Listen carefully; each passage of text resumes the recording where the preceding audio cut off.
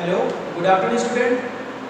पिछले लेक्चर में हम लोग चैप्टर नंबर 2 जिसका नाम था प्रॉपर्टी ऑफ फ्लूइड के बारे में हम लोग स्टडी कर रहे थे।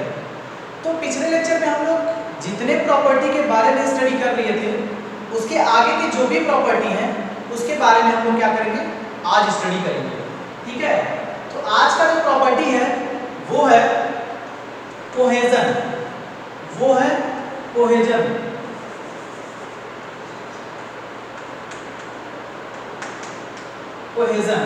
कोहेजन को हिंदी में बोलते हैं ससंजन। क्या बोलते हैं? ससंजन बोलते हैं।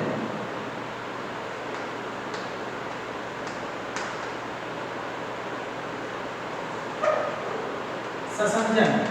ओके, अब देखिए क्या होता है कोहेजन, ससंजन क्या होता है। तो फ्लूइड की वह प्रॉपर्टी या तरल का वह गुण जिसके कारण एक ही पदार्थ के अणु जब एक दूसरे को आकर्षित करते हैं तो उसे ही क्या बोलते हैं, कोहेजन बोलते हैं या ससंजन बोलते हैं। यानी तरल का वह गुण जिसके कारण, ठीक है, एक ही पदार्थ के मॉलिक्यूल, सेम मटेरियल के मॉलिक्यूल जब एक दूसरे को अपने तरफ क्या करते हैं, आकर्षित करते हैं, तो इनके मध्य जो लगने वाला फोर्स है उसी को हम लोग बोलते हैं कोहेजन या ससंजन। ओके, ससंजन का जो एग्जाम्पल होगा वो होगा पेंट या गोंद।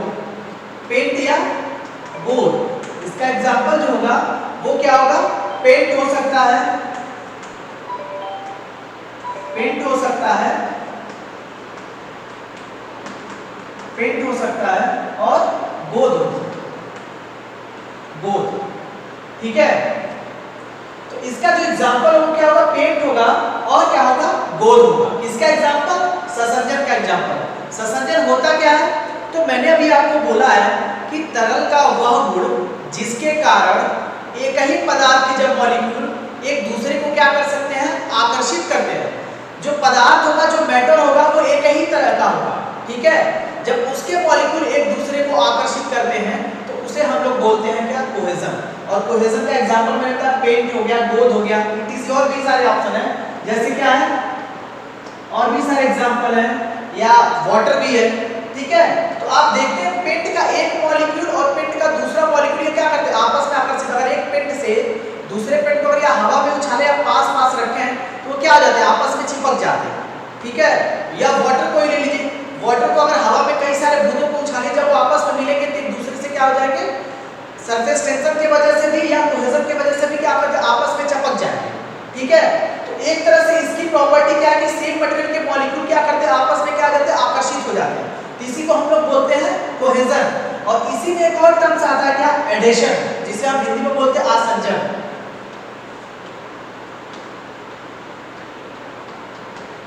एडेशन, जिसे हम लोग हिंदी में बोलते हैं आसंजन।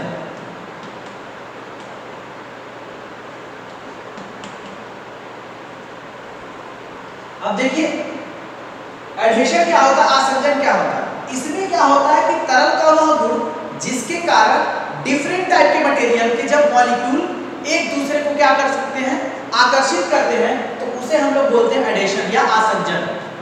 ठीक है, एडेशन क्या होता है, तो मैंने बोला कि तरल का वह गुण, फ्लूइड की वह प्रॉपर्टी जिसके कारण डिफरेंट टाइप्स के मैटर के जो मॉलिक्यूल होते हैं जब आपस में क्या होते हैं, अट्रैक्ट होते हैं, तो उसे को हम क्या बोलते हैं, एडेशन बोलते हैं। एडेशन की वजह से ही, एडेशन की वजह से ही क्या होता है, एक मॉलिक्यूल दूसरे मॉलिक्यूल से जाके क्या होता है, चिपकता है। मतलब एक पदार्थ का मॉलिक्यूल दूसरे पदार्थ के मॉलिक्यूल से क्या होता है, जाके चिपकता है। किसके वजह से, एडेशन की वजह से। इसका एग्जांपल आप देखेंगे तो एग्जांपल में देख सकते हैं, देखिए इसके एग्जांपल में देख सकते हैं कि जब हम लोग पेंट को किसी लकड़ी या किसी लोहे पे जब क्या करते हैं पेंटिंग करते हैं, तो बड़े इजीली पेंट क्या होता है, उस लकड़ी या फिर उस लोहे को क्या करता है, उस पे अपना रंग चढ़ जाता है, यानी उसका रंग उस पे चढ़ जाता है, उस पे क्या हो जाता है, उससे चिपक जाता है, उसको पकड़ लेता है। ठीक है, तो यहाँ पे जो पेंट का जो आसंजन बल है वो अधिक है। ठीक है, तभी वो जाके लकड़ी या लोहे से जाके क्या हो जाएगा, चिपक जाए। ठीक है, आप एक चीज और देखते होंगे कि जो वाटर होता है वो क्या होता है, ग्लास को भिगो देता है, ग्लास के सरफेस को गीला कर देता है, लेकिन एक पारा ग्लास के सरफेस को गीला नहीं कर देता है। वाटर का जो एडहेशन फोर्स है वो ज्यादा है, जिसकी वजह से वो क्या कर रहा है, ग्लास के सरफेस को क्या कर रहा है, गीला कर रहा है। तो ये तो हो गया एडहेशन। एडहेशन का अगर एग्जांपल लिखना चाहे तो लिख लीजिए, एडहेशन का अगर एग्जांपल लिखना चाहे लिखिए पेंट का लकड़ी या लोहे पर चिपकना। ठीक है, पेंट का क्या हो जाएगा, लकड़ी या लोहे पे क्या कर सकते हैं, चिपकना लिख सकते हैं। आई बात समझ में, लिख लीजिए।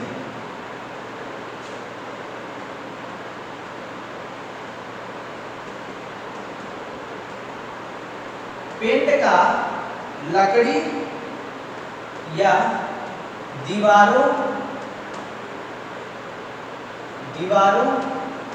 या लोहे पर चिपकना। एक तरह का क्या हो गया, ये भी आपका एग्जाम्पल हो गया। एक तरह का क्या हो गया, ये भी आपका एग्जाम्पल हो गया। ये आपका एग्जाम्पल हो गया कोहेजन का, और ये आपका एग्जाम्पल हो गया क्या, एडिशन का।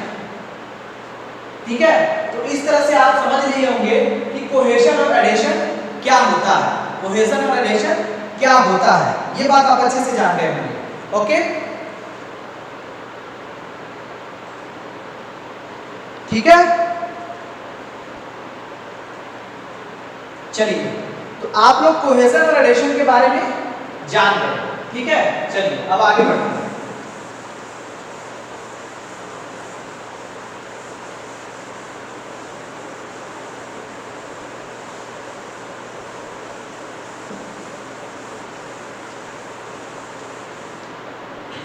अब जो हमारी अगली प्रॉपर्टी है, ठीक है, वो है विस्कोसिटी, श्यानता। जो हमारी अगली प्रॉपर्टी है वो है विस्कोसिटी।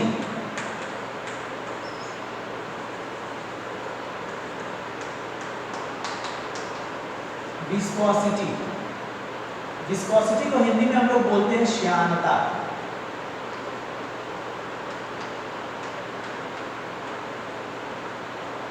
विस्कोसिटी को हिंदी में क्या बोलते हैं, श्यानता। ठीक है, अब देखिए विस्कोसिटी को हिंदी में हम लोग कह सकते हैं, वैसे तो इसका टेक्निकल टर्म्स हो गया, विस्कोसिटी का मतलब होता है श्यानता, लेकिन विस्कोसिटी का अगर ऐसे अगर देहाती लैंग्वेज बोले तो इसको कह सकते हैं गाढ़ापन या गाढ़ा, गाढ़ापन या गाढ़ा। ठीक है, क्या कह सकते हैं, गाढ़ापन या गाढ़ा। ठीक है, हिंदी में कह सकते हैं इसको, हिंदी में इसको क्या कह सकते हैं, हिंदी में कह सकते हैं गाढ़ापन या गाढ़ा। किसको, विस्कोसिटी। ओके, अब देखिए विस्कोसिटी होता क्या, तो विस्कोसिटी का जो डिफिनीशन होगा ये वो होगा कि तरल का वह गुण यानी फ्लूइड की वह प्रॉपर्टी जिसके कारण एक लेयर दूसरे लेयर पे फिसलने पे विरोध करता है, तो उसी को हम लोग बोलते हैं श्यानता। विस्कोसिटी का मतलब मैंने आपको ये बताया कि फ्लूइड की वह प्रॉपर्टी या तरल का वह गुण जिसके कारण एक सतह दूसरे सतह पे फिसलने पे विरोध करती है, तो उसी को हम लोग क्या बोलेंगे, विस्कोसिटी बोलेंगे। ठीक है, यानी कहने का मतलब ये है कि जब एक लेयर दूसरे लेयर पे फिसलेगी तो दूसरा लेयर पहले वाले लेयर का क्या करेगा, विरोध करेगा, उसको रोकेगा, फिसलने नहीं देगा, तो उसी को हम लोग क्या कहते हैं, श्यानता बोलते हैं, विस्कोसिटी बोलते हैं। ठीक है, अब देखिए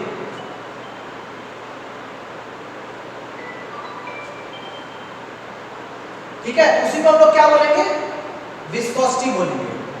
ठीक है, अब चलिए आगे बढ़ते हैं। अब देखिए इसका डिफिनीशन तो आप जान ही गए हैं। अब देखिए अब विस्कोसिटी को समझते हैं, कैसे विस्कोसिटी।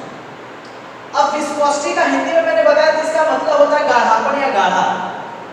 ठीक है, एक बात आप जान लीजिए कि जिस पदार्थ की विस्कोसिटी जितनी ज्यादा होगी वो पदार्थ आसानी से फ्लो नहीं करेगा, और जिस पदार्थ की विस्कोसिटी जितनी कम होगी वो पदार्थ उतनी आसानी से क्या करेगा, फ्लो करेगा, बहेगा। ठीक है, जैसे अगर मान लीजिए हम 3 एग्जांपल ले लें, 3 एग्जांपल में क्या क्या ले लें, तो 3 एग्जांपल में हम ले लेते हैं कोलतार, कोलतार ले लें, और दूसरा ले लें हनी ले लें, और तीसरा ले लें वाटर ले लें। तो आप देखते होंगे कि कोलतार हनी के कंपैरिजन में क्या होगा, ज्यादा गाढ़ा होगा। ठीक है, क्या होगा, ज्यादा। आप जब देखिए कोलतार से जब आप वाटर की तरफ बढ़ रहे हैं तो मैंने बोला कि कोलतार ज्यादा गाढ़ा होगा, ये क्या होगा, ये ज्यादा गाढ़ा होगा। इससे हनी थोड़ा कम गाढ़ा होगा और वाटर से थोड़ा कम गाढ़ा क्या होगा, सॉरी हनी से थोड़ा कम गाढ़ा क्या होगा, वाटर होगा। तो आप देख रहे हैं कि जैसे जैसे हम आगे की तरफ बढ़ते जा रहे हैं इसकी विस्कोसिटी क्या होती जा रही है, कम होती जा रही है। तो जब विस्कोसिटी कम होती जाएगी, यानी जब विस्कोसिटी आपकी कम होगी, जब विस्कोसिटी क्या होगी, कम होगी, तो जो रेजिस्टेंस ऑफ फ्लो है, जो फ्लो करने की क्षमता वो क्या होगा, बढ़ेगा। यानी जो रेजिस्टेंस ऑफ फ्लो है,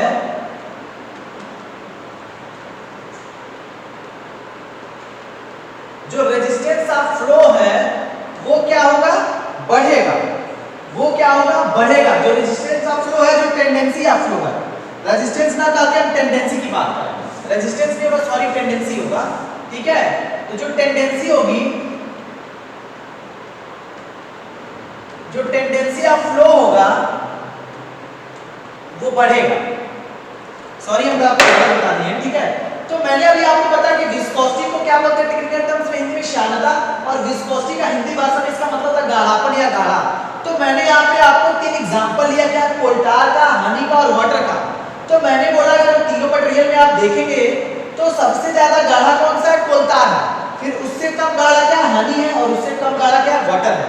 तो आप देखें कि जैसे जैसे जब हम आगे की तरफ बढ़ रहे हैं तो विस्कोसिटी कम होती जा रही है। तो जब विस्कोसिटी कम होती जाएगी तो उसकी जो फ्लो करने की टेंडेंसी है वो क्या हो जाएगा, बढ़ेगा।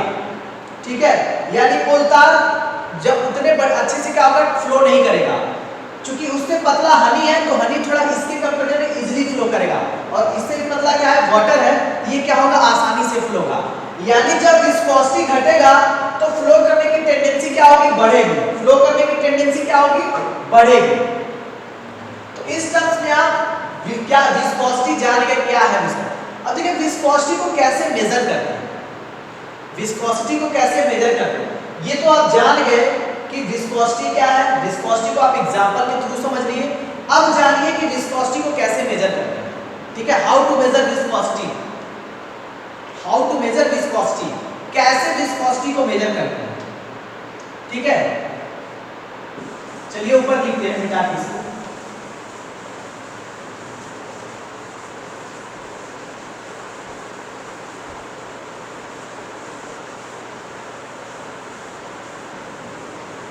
हाउ टू मेजर विस्कोसिटी, कैसे विस्कोसिटी को मेजर करेंगे।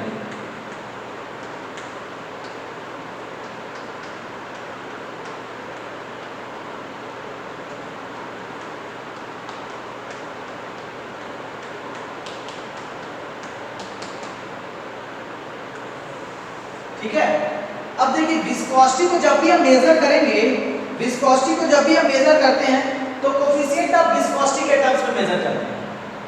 ठीक है, जब भी हम विस्कोसिटी को मेजर करेंगे तो हम कोफिशिएंट ऑफ विस्कोसिटी के टर्म में करेंगे। किसके टर्म में करेंगे, कोफिशिएंट ऑफ विस्कोसिटी के टर्म में करेंगे। जब भी हम विस्कोसिटी को मेजर करेंगे किसके टर्म में करेंगे, कोफिशिएंट ऑफ विस्कोसिटी के टर्म में करेंगे। अब देखिए कैसे मेजर करेंगे। अब देखिए मान लीजिए कि ग्राउंड है, मान लीजिए क्या है, ये ग्राउंड है। ओके, अब इस पे वाटर का फ्लो हो रहा है, वाटर का इस पे फ्लो हो रहा है। ये ग्राउंड है आपका। ठीक है, ये आपका क्या है, ग्राउंड है, और इस पे वाटर का क्या हो रहा है, फ्लो हो रहा है।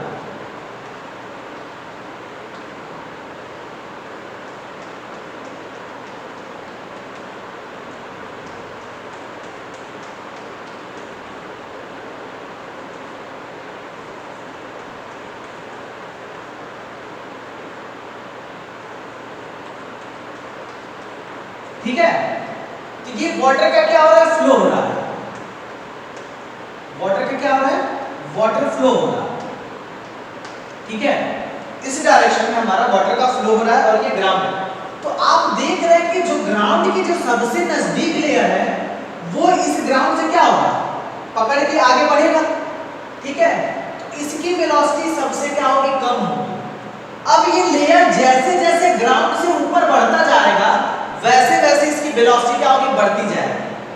तो इस तरह से अगर देखेंगे तो सबसे ऊपरी सरफेस पे वेलोसिटी सबसे ज्यादा होनी चाहिए, लेकिन ऐसा नहीं होता है। ऊपरी सरफेस से ऊपर चूंकि एटमॉस्फेरिक प्रेशर भी तो लगता है, ठीक है, तो ऊपरी सरफेस से थोड़ा सा नीचे जो वेलोसिटी होती है वाटर की वो सबसे ज्यादा होती है, ठीक है। और सबसे कम कहां पे होता है, तो ग्राउंड के पास होता है, ठीक है।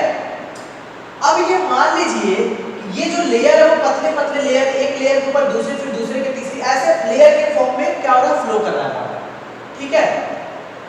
अब देखिए, तो अगर ये देखिए, ठीक है, अगर ये मान लें कि इस डायरेक्शन में अगर हम डिस्टेंस मान लें, इस डायरेक्शन में अगर हम y डिस्टेंस मान लें और इस डायरेक्शन में हम क्या मान लें, वेलोसिटी मान लें। इस डायरेक्शन में क्या मान लें, वेलोसिटी मान लें, ठीक है। इस डायरेक्शन में क्या मान लें, वेलोसिटी मान लें, इस डायरेक्शन में क्या मान लें, डिस्टेंस। तो आप देख रहे हैं कि जैसे जैसे ऊपर बढ़ रहे थे वेलोसिटी बढ़ रहा था, तो कुछ ग्राफ ऐसे बनेगा इसका, कुछ ग्राफ इसका क्या बनेगा, ऐसे बनेगा। क्यों?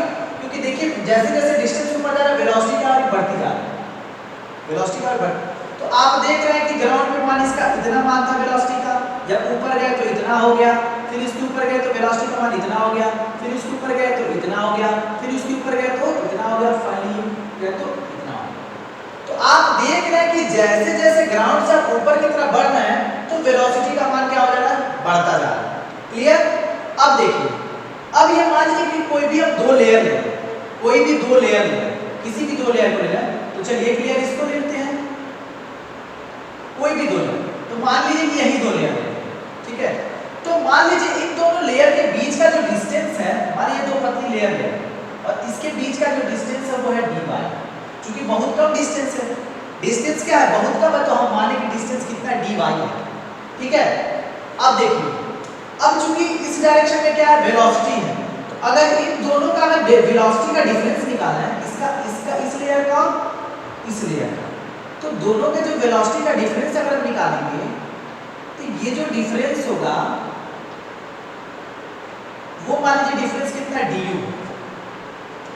इन दोनों के वेलोसिटी का डिफरेंस du है और इन दोनों लेयर के जो डिफरेंस डिस्टेंस का डिफरेंस है वो dy है। यानी इन दोनों लेयर की चूंकि थिकनेस क्या है, बहुत कम है, तो हम डिस्टेंस मान लिए dy, और इन दोनों लेयर का जो वेलोसिटी का डिफरेंस है वो मान लिए हमने क्या, du, ठीक है। अब देखिए, अब खुद आप देखिए कि जब ये फोर्स, जब ये वाटर का लेयर जब आगे फ्लो करने की कोशिश करेगा तो जस्ट इसके नीचे वाला जो लेयर है वो क्या करेगा, इसको रोक के रखेगा, रोक के क्या करेगा, रोकेगा इसको। तो आप जानते हैं कि जब एक लेयर आगे बढ़ने की कोशिश कर रहा है, दूसरा लेयर इसको पकड़ के पीछे की तरफ खींचने की कोशिश कर रहा है, तो इसके मध्य में क्या होगा, शियर क्या जनरेट होगा, शियर, यहाँ पे क्या जनरेट होगा, शियर स्ट्रेस जनरेट होगा। क्या होगा, शियर स्ट्रेस जनरेट होगा। और शियर स्ट्रेस को हम किससे डिनोट करते हैं, तो टाउ से करते हैं, ठीक है। अब इन दोनों लेयर के बीच में जो फोर्स काम करेगा, विस्कस फोर्स Fb, F मतलब फोर्स और B मतलब विस्कस, Fb होगा वो किसके प्रोपोर्शनल होगा, तो वो कांटेक्ट एरिया के प्रोपोर्शनल होगा। किसके प्रोपोर्शनल होगा, कांटेक्ट एरिया के प्रोपोर्शनल होगा। किसके, A के। किसके प्रोपोर्शनल होगा, A के। अब देखिएगा कैसे, किसके प्रोपोर्शनल होगा, A के, ठीक है। अब देखिए कैसे, अगर मान लीजिए कि जब आप देख रहे हैं वाटर फ्लो कर रहा है, तो पतली पतली लेयर के फॉर्म में फ्लो कर रहा है, तो चूंकि या चैनल में फ्लो कर रहा है, किसी बड़े चैनल में, ठीक है, फिर किसी पाइप में, तो इसका जो कांटेक्ट एरिया है वो तो कहीं आगे तक गया होगा ना। मान लीजिए अगर ये मान लीजिए अगर कोई चैनल है, इसमें वाटर फ्लो हो रहा है, तो इसका एरिया तो ये हो गया ना। तो वैसे ही यहाँ पे जो इस लेयर का अगर मान लें इसका एरिया लगभग ये होगा, इसका एरिया ये होगा लगभग, ये पूरा होगा कि नहीं होगा।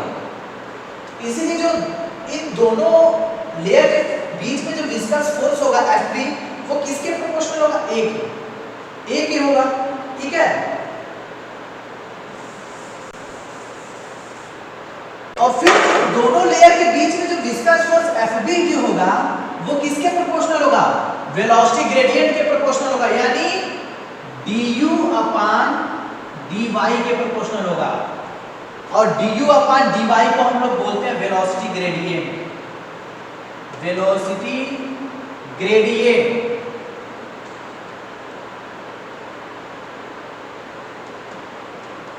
Velocity gradient okay. और एक को हम लोग बोलेंगे कांटेक्ट एरिया। कांटेक्ट एरिया, ठीक है, क्या बोले? ए को कांटेक्ट एरिया और एफ को क्या बोले हैं? Velocity gradient. अब आप क्या करिए, इन दोनों को क्या करिए? कंबाइन कर लीजिए। इन दोनों को अब आप क्या करिए?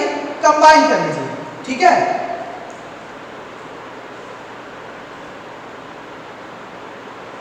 क्या कर लीजिए? दोनों को आप क्या कर लीजिए? कंबाइन कर लीजिए। ठीक है, आप इन दोनों को क्या करिए? कंबाइन कर लीजिए। तो जब आप कंबाइन करेंगे तो आपका F B proportional A into D U upon D Y होगा।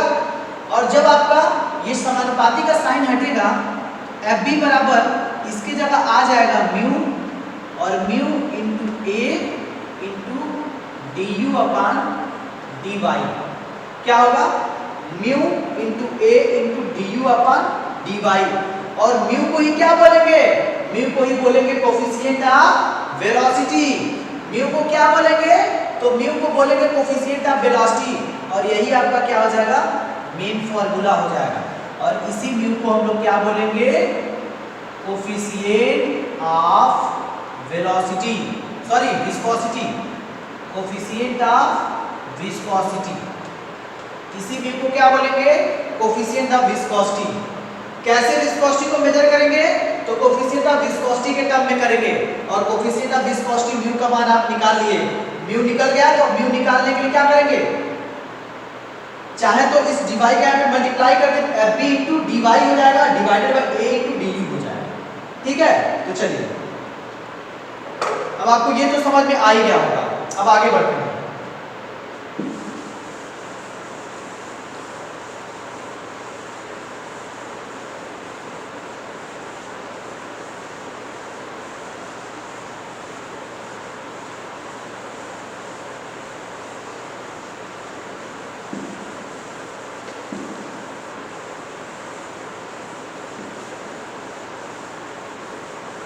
अब चलिए म्यू की क्या यूनिट होगी ये निकालो। यूनिट ऑफ म्यू,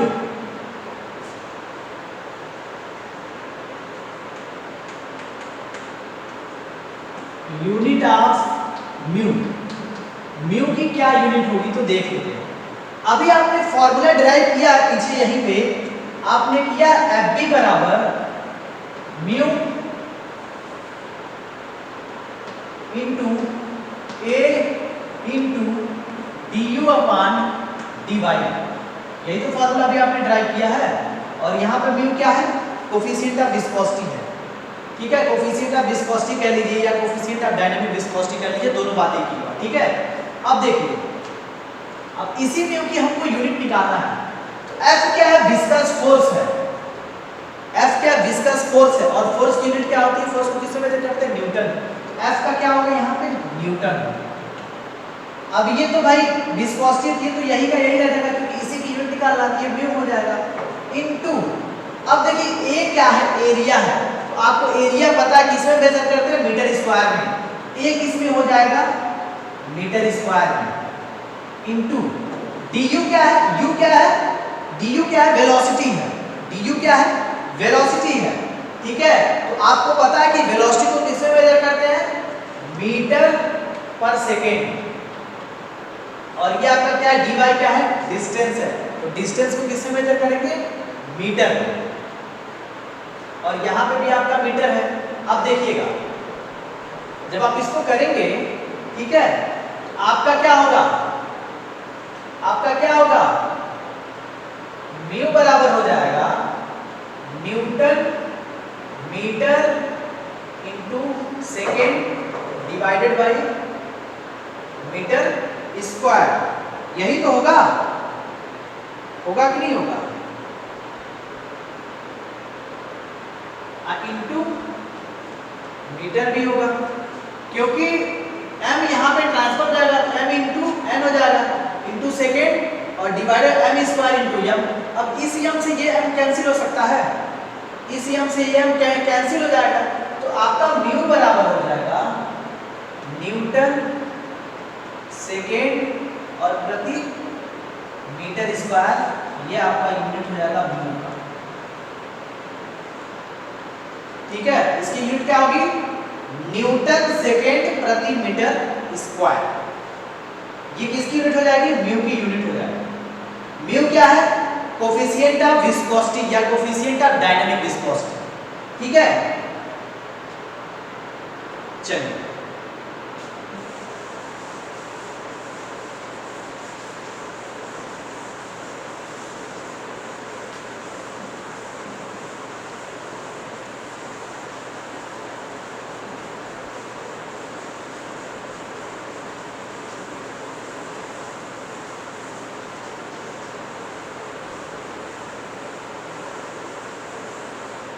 अब हमारा जो नेक्स्ट हेड है वो है काइनेमेटिक विस्कोसिटी।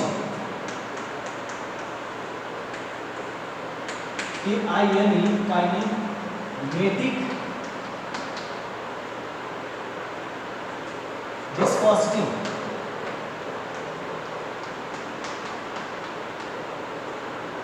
क्या है? Kinematic viscosity. इसकी हिंदी में बोल सकते हैं निरपेक्ष गतिशीलता। इसको हिंदी में कहते हैं निरपेक्ष गतिशीलता।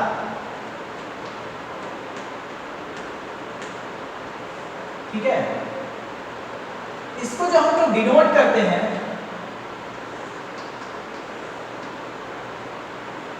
इसको जो हम लोग डिनोट करते हैं वो करते हैं न्यू से। किससे डिनोट करते हैं? न्यू से। न्यू से डिनोट करते हैं। ठीक है, और न्यू बराबर होता है म्यू बाई रो। म्यू क्या होता है? म्यू बाई रो होता है। न्यू बराबर यानी किसी तरल की श्यानता और घनत्व के अनुपात को हम लोग क्या बोलेंगे? काइनेमेटिक विस्कोसिटी बोलेंगे। ओके, किसी तरल की श्यानता, म्यू क्या है? विस्कोसिटी है यानी श्यानता है, तो किसी तरल की श्यानता तथा घनत्व के अनुपात को हम लोग क्या बोलेंगे? काइनेमेटिक विस्कोसिटी बोलेंगे। ठीक है, अभी क्लास ले रहे हैं।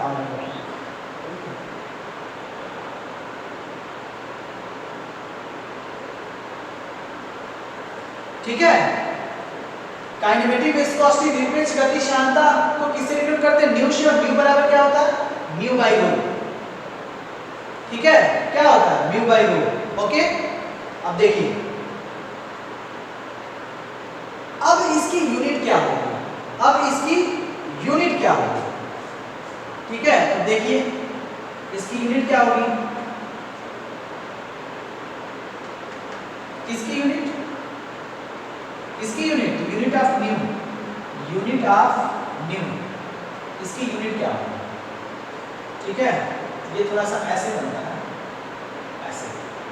अब क्या होगी? देखिए म्यू क्या है? विस्कोसिटी। और अभी आप विस्कोसिटी का यूनिट निकाले, क्या निकाले हैं? न्यूटन सेकेंड प्रति मीटर स्क्वायर। यही तो निकाले हैं। और डेंसिटी की यूनिट क्या होगी? तो आप पढ़ चुके हैं, डेंसिटी की यूनिट क्या होगी? किलोग्राम प्रति मीटर क्यूब होता है। ठीक है, तो अगर आप इसको ऊपर ले जाएं तो ये होगा न्यूटन सेकेंड प्रति metre square into metre cube प्रति किलोग्राम। यही तो होगा। तो मीटर स्क्वायर से मीटर क्यूब कट जाएगा, आपका यूनिट क्या आ रहा है यहाँ पे? न्यूटन सेकेंड प्रति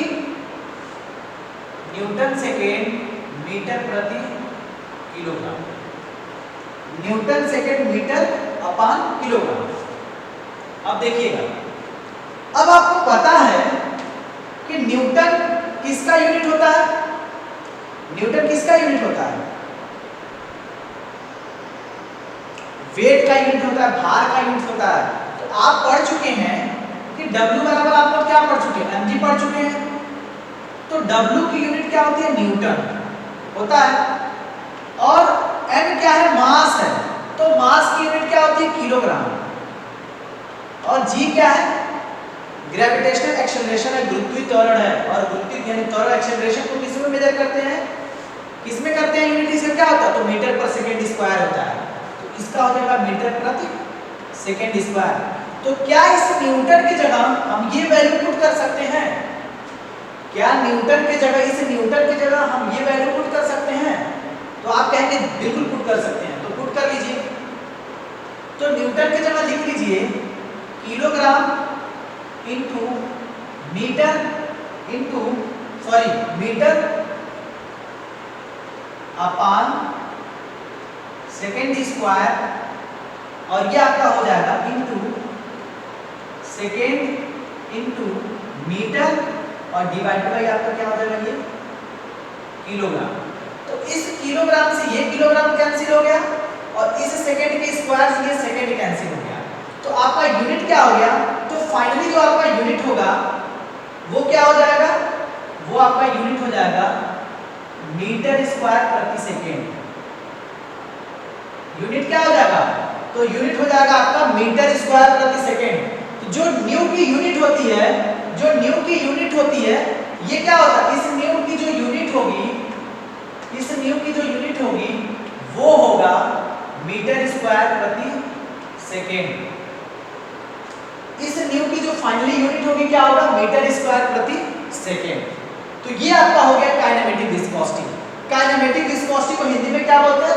निरपेक्ष गति श्यानता बोलते हैं। इसको डिनोट करते हैं न्यू से। और किसी तरल की श्यानता और उसके घनत्व के अनुपात को हम लोग क्या बोलेंगे? काइनेमेटिक विस्कोसिटी बोलते हैं। और काइनेमेटिक विस्कोसिटी की जो यूनिट होती है वो होता है मीटर स्क्वायर प्रति सेकेंड। कैसे निकला है? तो हम आपको ये दिखा चुके हैं। ठीक है, कैसे निकला है तो आप देख सकते हैं। ठीक है, तो इस पे एक न्यूमेरिकल आता है। न्यूमेरिकल भी छोटा छोटा कभी पूछ देता है, तो न्यूमेरिकल हम लोग हल कर लेते हैं इस पे। ओके,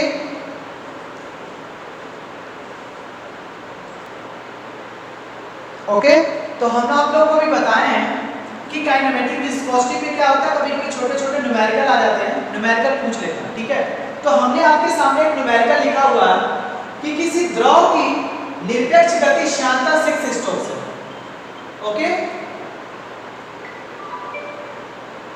तो किसी द्रव की निरपेक्ष गति श्यानता कितना दिया? 6 स्टोक्स दिया है। और उसका विशिष्ट गुरुत्व 1.9 दिया है। उसका विशिष्ट गुरुत्व कितना दिया है? 1.9 दिया है। तो पूछ रहा था उस द्रव की श्यानता ज्ञात करना। द्रव की श्यानता ज्ञात करना मतलब श्यानता पूछ रहा है, यानी क्या पूछ रहा है? विस्कोसिटी पूछ रहा है। तो क्या पूछ रहा है? म्यू पूछ रहा है।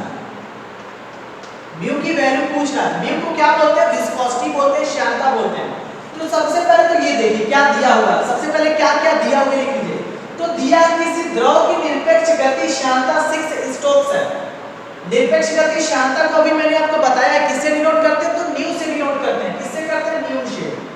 न्यू से। और न्यू बराबर कितना दिया है? 6 स्टोक्स दिया है। और अभी आपको लिख के दिखाए हैं यहाँ पे कि 1 स्ट्रोक बराबर कितना होता है? 1 सेंटीमीटर स्क्वायर पर सेकंड होता है। तो यहाँ पे आप लिख सकते हैं 6 सेंटीमीटर स्क्वायर पर सेकंड लिख सकते हैं। और जब आपको, और चूंकि आपको पता है कि वास्तव में न्यू की जो यूनिट होती है वो क्या होती है? मीटर स्क्वायर पर सेकंड होता है। तो आप इस सेंटीमीटर स्क्वायर पर सेकंड को किस में कन्वर्ट कर लीजिए? मीटर स्क्वायर पर सेकंड में कन्वर्ट कर लीजिए। तो आपको पता है, क्या पता है कि 1 सेंटीमीटर बराबर क्या होता है? 1/100 मीटर होता है। तो 1 जब सेंटीमीटर स्क्वायर करेंगे तो आपका यहाँ पे हो जाएगा 1/10,000 मीटर स्क्वायर हो जाएगा। तो आप इससे क्या करिए? 10,000 से इसमें डिवाइड जब करेंगे ये आपका आएगा 0.0006 मीटर स्क्वायर पर सेकेंड। ये आपका आ गया न्यू। ये आपका क्या आ गया? न्यू आ गया। अब देखिए, अब दिया है कि और उसका विशिष्ट गुरुत्व टू 1.9 है।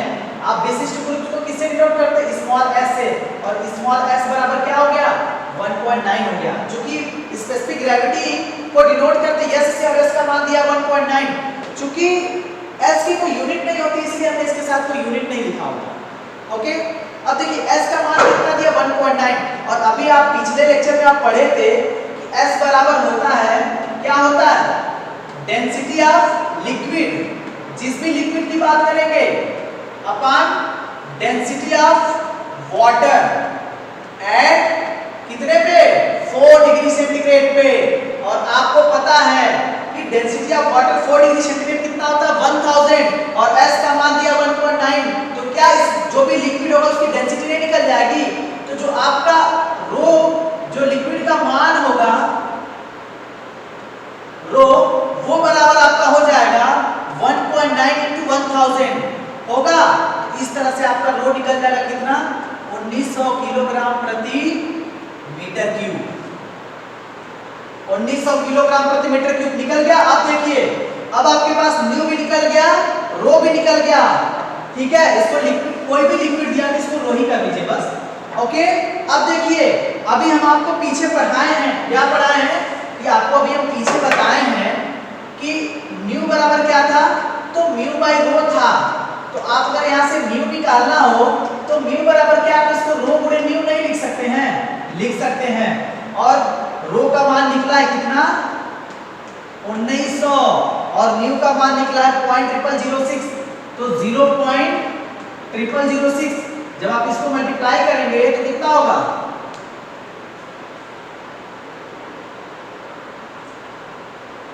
9 छक्के 54,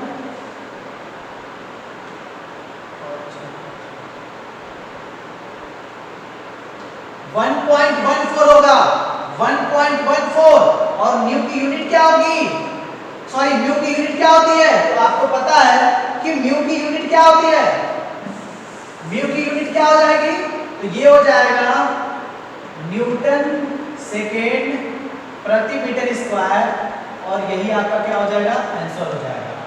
यही आपका क्या हो जाएगा? आंसर हो जाएगा। ठीक है, तो इस तरह से अगर आप काइनेमेटिक विस्कोसिटी पे अगर छोटे छोटे न्यूमेरिकल आते हैं तो आप ऐसे सॉल्व कर सकते हैं। ठीक है, तो इस तरह से हम लोग आज का लेक्चर ओवर करते हैं, और इसके आगे के टॉपिक को 1-2 प्रॉपर्टी और बचा हुआ है, उसको हम लोग नेक्स्ट लेक्चर में क्या करेंगे? कवर कर लेंगे। Okay, thank you.